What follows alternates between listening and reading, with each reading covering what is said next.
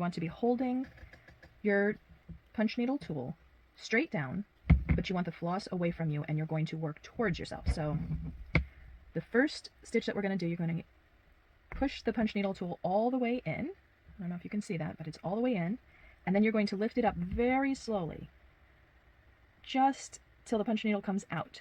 And then you're going to stick it down in the next hole right close by. Make sure that the punch needle tool is facing you, straight up and down if you can do it, and that the tail is away from you. And then just keep going very gently. If you come to the edge, turn your project, make sure the tail of the floss is away from you. Your punch needle is straight up and down, nice and slow. Turn your project again. And we're only going to be working on one section at a time, one color at a time. You don't want to switch sections or skip around. You want to just work on the same section, just go all the way around.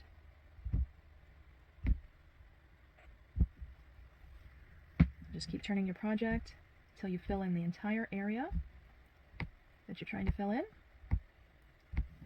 And again, this part that you see here with the design on it, that's going to be the back of your completed project. So it doesn't matter what it looks like. As you can see, I've got my tail for my thread hanging up here.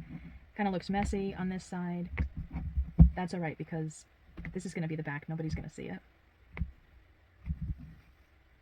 And just keep going around.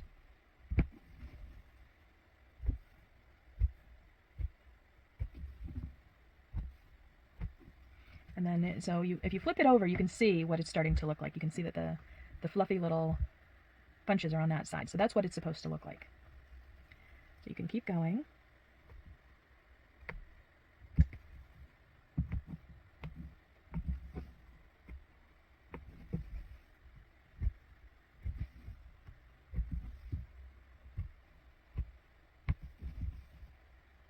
Once you get used to it, you can go a little faster, but just make sure that you are not pulling the punch needle too far out away from the fabric. Just as soon as your punch needle comes out of the fabric, put it right back in the next area so that you don't lose your floss.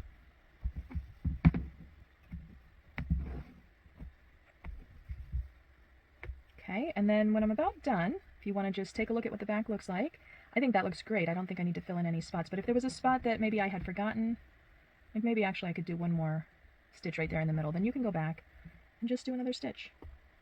Maybe I'll do a couple so that it's nice and filled in, because again, this is going to be your front.